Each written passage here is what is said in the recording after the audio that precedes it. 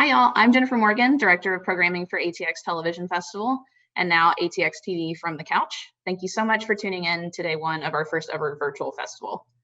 I am thrilled to have the opportunity to introduce this next panel for a series that is truly one of a kind, and I say that as somebody who watches a lot of TV for a living. HBO Max's Legendary is about the looks, the moves, the body, but it's also about family, community, and finding a space where you can be exactly who you are. It's also one of the most entertaining things you'll watch this year, which has a lot to do with our next guests. Before we get started, remember to use the hashtag TVTogether, and as you watch along this weekend, and tweet, gram, and Facebook us at ATX Festival. And obviously, watch Legendary on HBO Max. With that, I'll bring on our fantastic moderator, Mikelle Street, an editor and journalist based in Manhattan, and the current digital director for Out Magazine. Today we have the permanent judging panel from the show. And so in addition to the permanent judging panel, we have Dashaun Wesley. And so he's the MC for the show, the host, as well as the LA father and international father of the Ballroom House of Longview. Hello, what's up, what's up? Hey, how are you? Yeah. I'm doing well, Mikelle, how are you? Good. So Dashaun is the host of the show as well as the MC. We also have the judging panel that includes Leiomy Maldonado. She's a ballroom icon, a voguing legend, and she started the ballroom house of Amazon. Hi, Mikelle. Hey, Leiomy, how are you? I'm doing good. How are you? Good. How's quarantine treating you? It's been really good. I'm a homebody, so I'm kind of taking this little break because I know life is about to get really busy. Right. So the judging panel also includes Jameela Jamil, who's a host and an actress and activist. And so she joins Leiomy. Hey. Hi, how are you? Good. Where are you calling from today? I'm calling from the corner of my kitchen, which is the last clean space of my house. So it's Leiomy, Jameela, and then next we have Roach, who's an image architect and stylist to all the celebrities that you know. Hi. How are you, Law? I'm good. Quarantine's treating you well, I see. Yeah, and I'm doing this interview naked because I was really hot. Well, you do things home, you can make those decisions. Girl, I'm home. I gotta, And the last member of our permanent panel for HBO Max's Legendary is Megan the Stallion, who's certainly not the least. She's making history at this moment and is a rapper and songwriter. Oh, I'm good. How are you? Good. Are you in Houston? Or are you in New York? Or I'm actually in LA. Oh, nice. Yeah, I've just been out here recording and hiding. Amazing. So we're all here, obviously, to talk about HBO Max's Legendary. And while I definitely want to get into some of the specifics of the show, I thought the best place for us to start was to talk a little bit about ballroom and the community and the history. And I thought that maybe Leiomy and Dashaun, as members of the community, could give us a little bit of that 101 really basic background for people who aren't familiar with the community. Ladies you first. Can start, brother. Come on, brother, you go. The ballroom scene, the community, it's like no other. We like to say this a lot. It's more than just our competition. Our talent is a lifestyle. And what we do is, different houses, different crews come together in a venue and we battle it out, whether it's the categories, cash trophies, and I like to say it again, bragging rights, because it's all good to brag about when you win sometimes to a whole bunch of people who are competing for the same thing. But it's also creating family. It's also creating stability on the person and who they are, finding themselves. And if you got great people around you, the ballroom culture also helps. So if you see from episodes 1 and 2, you can take from the members who are part of the community how ballroom, changed a lot of people's lives. Again, you find the family, you find friends, and you find who you are. And also, again, let's not forget is that competing component as well too. So competitiveness is inside there. So again, this event, this world, this lifestyle is so life-changing, and it is such it could be a life-changing event definitely for someone who's going through so much, and definitely this LGBT community. It's interesting you say that. Speaking about the community aspect, obviously with Legendary, there's a lot of competition, but the community aspect is, of course, there in the first episode, sort of kind of like you're mentioning in the Grand March, we get to know the family's stories and that sort of thing. And I'm sure that we're going to see more of that. But I know, Leiomy, when you started your own house, the House of Amazon, the family aspect was really important part of it. So I wanted to see if you could speak a little bit towards about family in the ballroom context. Yes, for me, I feel like a lot of people, when they find out about ballroom and when they are exposed to ballroom, they're more looking at it as a party. It's like, you know, a celebration. You see all these dancers, you see all these things going on, and they kind of forget about the culture of it. They forget why ballroom was created. And for us, that's very important. As far as me starting my own house, I've been a part of ballroom for so long, and I've been a part of so many different houses. So I've learned things, you know, what mistakes not to make, what kind of, with being in different houses, I learned what kind of parent I wanted to be and what kind of leader I wanted to be. And with my house specifically, we haven't walked as much as other houses. Like, we've been out for almost 5 years, but we probably walked maybe 4 or 5 balls. But the most important thing that I implement with my kids is about having that unity, having that bond as a family. Sometimes these kids don't have anywhere that they can call home. They don't have a family. And I try to push myself to that. I try to be there as most as possible in their personal lives and trying to just make sure that their mental health is fine, making sure that their personal life is fine, that they're working, that they're going through things, and that they're being positive. And if they need support, I'm there for that. And I feel like that's something that with ballroom, it's such a beautiful thing because we get to choose our family and we get to choose who we want in our circles and the kind of love and support that we can accept.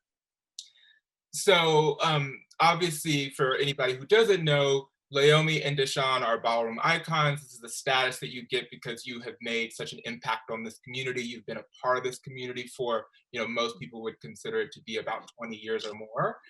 You guys have both shaped, you know, the way that we think about, view, and even judge voguing at this point, right? Not only from the work that you've done in the mainstream, whether that be America's Best Dance Crew, or other gigs that you guys have done working with Rihanna and Willow Smith and all that sort of thing, but also within the scene, you know, battling on the floor and doing that work. And so you guys are sort of born and bred a ballroom, but you know, the panel is sort of rounded out by obviously our celebrities. And I was wondering if we could have Jameela and Megan specifically first sort of speak to how you guys came to know about this community and came to this project. Oh, no, you know what? Megan should go first. History maker Megan, you go first. So I have friends that, you know, would walk, but I really didn't know, you know, what it meant. Like, I didn't know what it was. They would just talk about it to me here and there.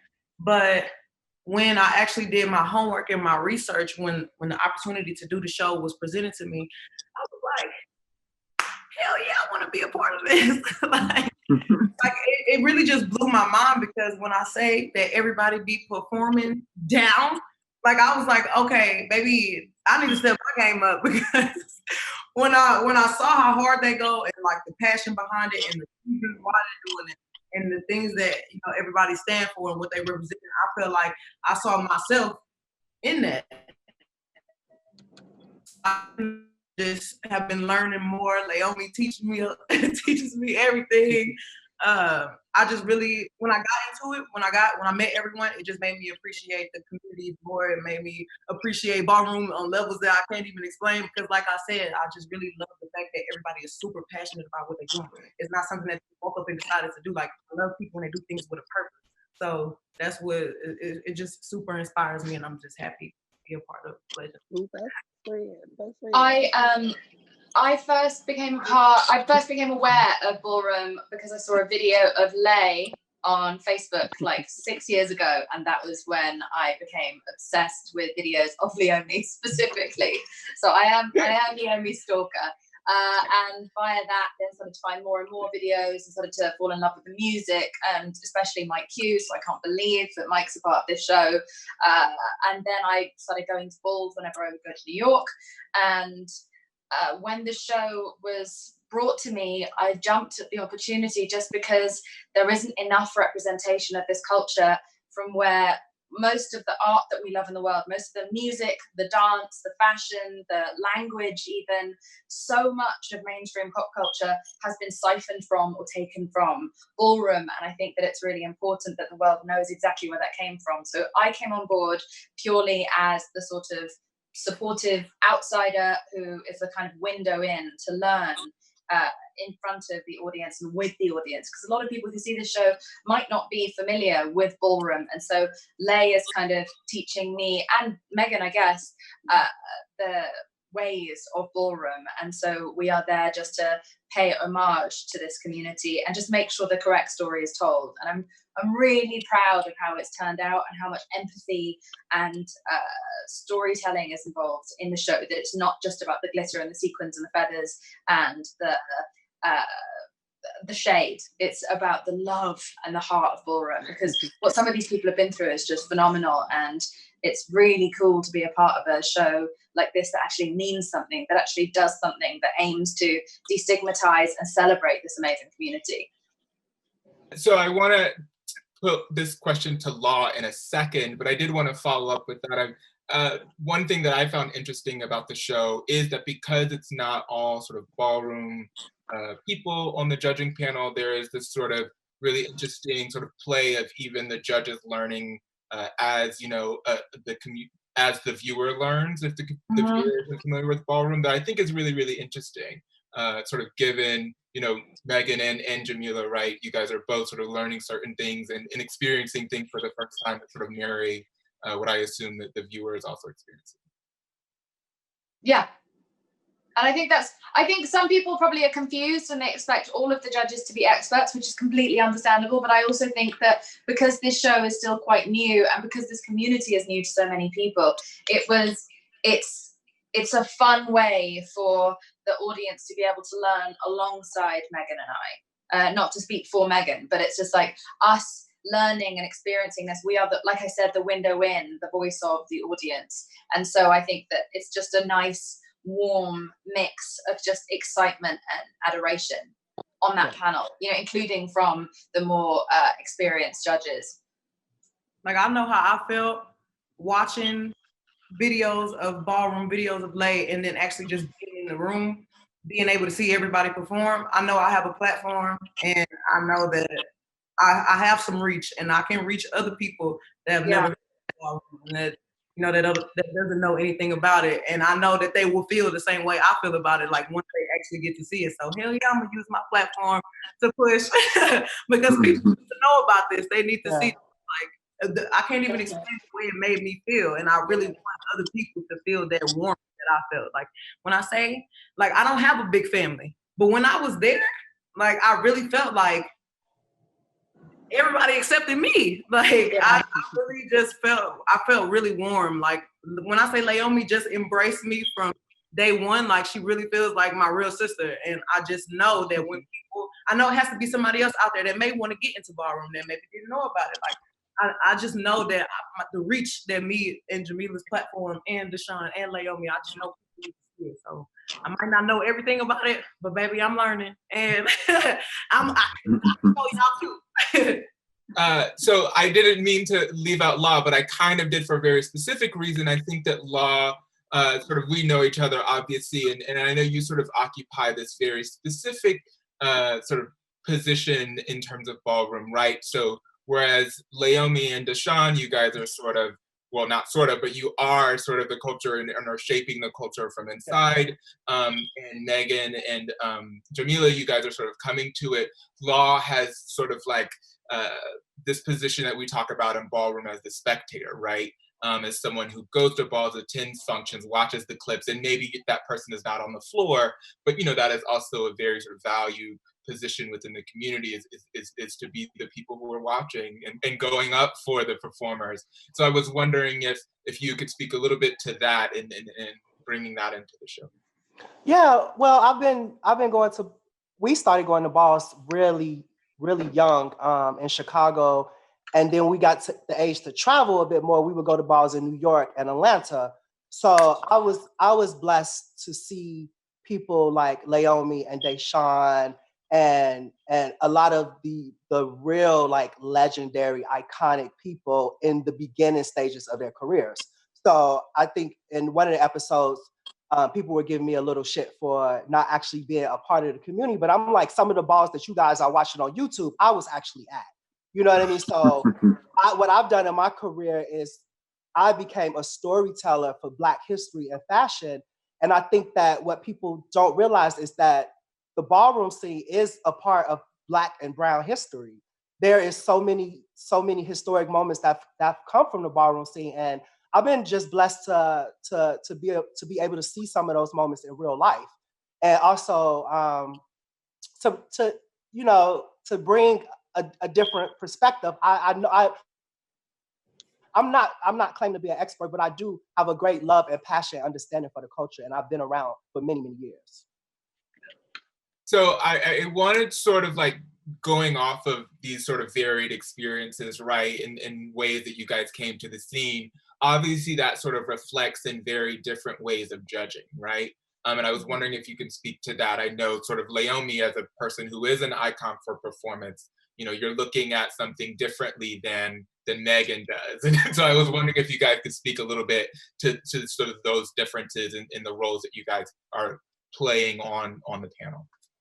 Lay used to be getting on my butt the whole time. I'll be like, oh my God, that was so good. And she'll be like, best friend, no. Hand performance, yes, absolutely. If it was cute, you supposed to be judging the hands.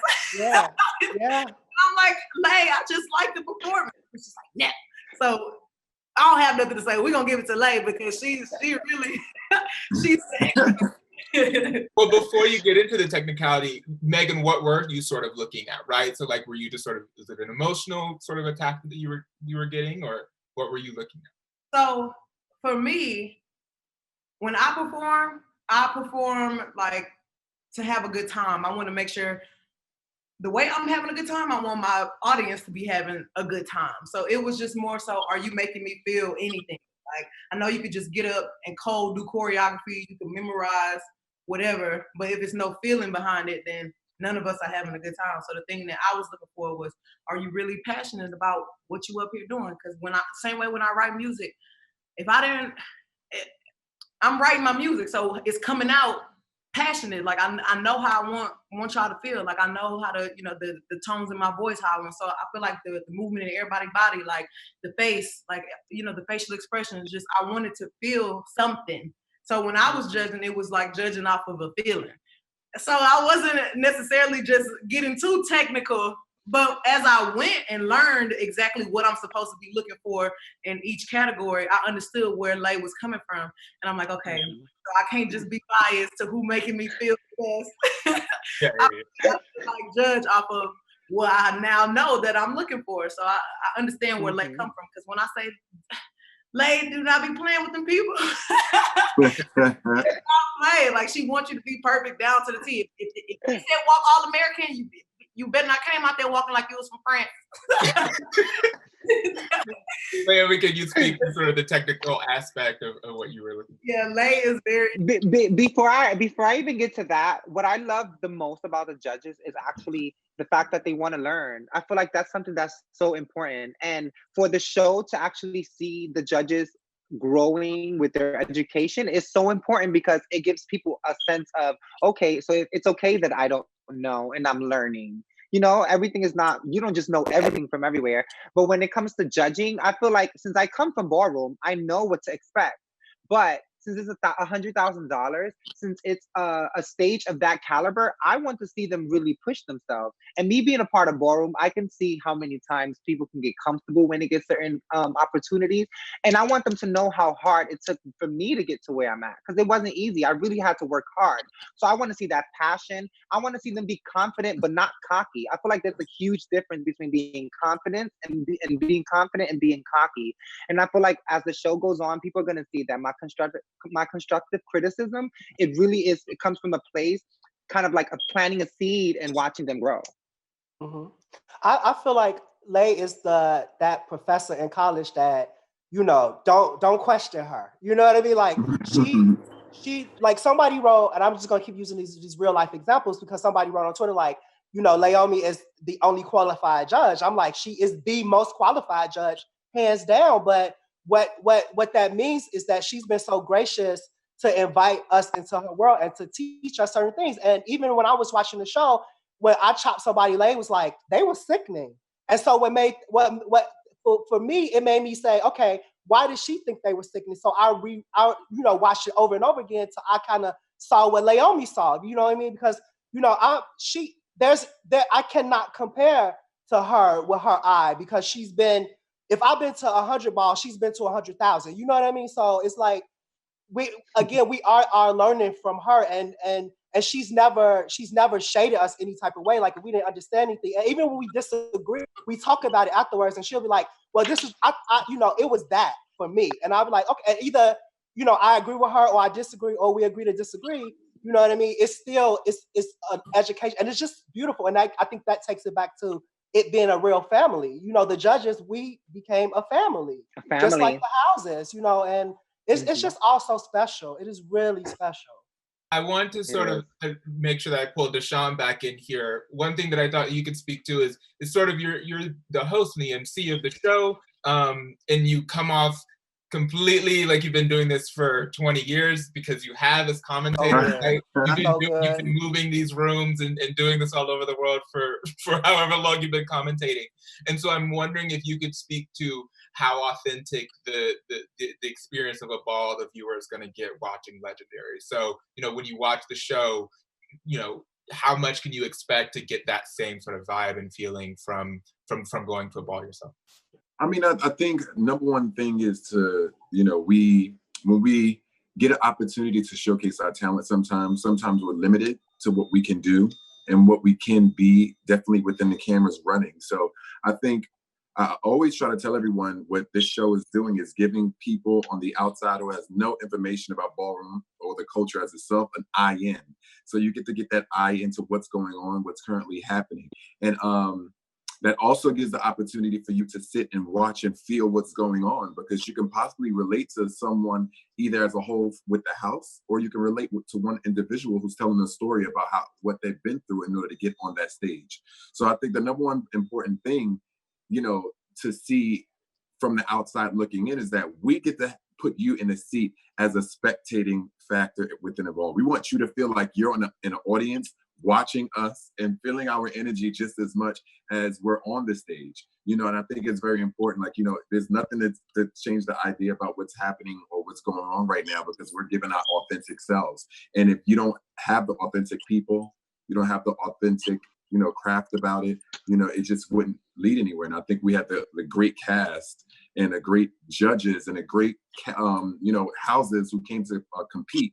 And the whether it was the arguments, the shade, you get to see them, creating different opportunities for themselves and seeing the dedication within their talents is to make it such a mind-blowing experience. And like I said, that connection that you can have with someone through a screen can be so amazing. Also, can I add just the fact that, we would shoot the show from sometimes 10 p.m. until 1 a.m. and there was real liquor in the judges' cups, and there were, we had all of our audience members we would bring over in buses from New York. So we had the real ballroom community there. It was a very authentic vibe. And also, the team who did the hair and the makeup and the costumes, a lot of them were from the actual ballroom culture. So I think we tried to keep it as fully authentic and true to the culture as possible. And then also just give these young people this opportunity to create the vision of their life. What is that sound? Oh, sorry, no. And to give these young people a chance to have, there was no limit to the costumes and to the set design and to the choreography that they were afforded. And so I think that was also really cool to take that up one step beyond what sometimes they have access to due to budget. So sadly, we are running low on time, so I want to start wrapping up. But one thing that I did want to make sure that we addressed before we got off was that, though we talk about voguing a lot, and that has been a part of the sort of centered in the conversation about Legendary, the show really is a full sort of spectrum view of ballroom in all of its categories, right? And so, I know that there's runway categories and body categories and all those sorts of things. And so I've heard, I haven't seen, but I've heard that Megan, you had an experience or a connection during a body category, and I was wondering if you guys could talk about that in and of. Oh Lord, just thinking about the game makes me cry all over again. When I saw Pack Rat cry because she said that she had never been looked at as like sexy. And I thought she looked sexy as hell. Yeah. She has like just a great butt, great boobs. She just had like a real body. Like her body is her body. Like, she has stretch marks. I have stretch marks. Like I identify with her. So when she said that she didn't think that she was sexy, it really touched me because what you see about yourself is not what other people see. And a lot of times I feel like we strive to be one image that everybody thinks that a woman should look like. Or just anybody. But I feel like it takes a lot to really get out there and put yourself on the line, especially in front of the judges, especially in front of the crowd. And she really got out there and she really owned it. And it made me want to cry. It made me want to cry right now because I don't like it when people are not confident with themselves. And I just see the beauty in you. Like, you should be comfortable with your body no matter what. Like, being perfect is not the thing to strive for. Being the perfect version of yourself that you want to be is what I feel like everybody should strive for. And that's what I like. That's what I promote. What are you guys hoping that the viewers and the audience sort of take from Legendary after watching this show? And I'd love to have everyone answer a little bit about, what you guys are hoping that people take from the show. If you want to start with Leiomy, and we'll just go down. Okay.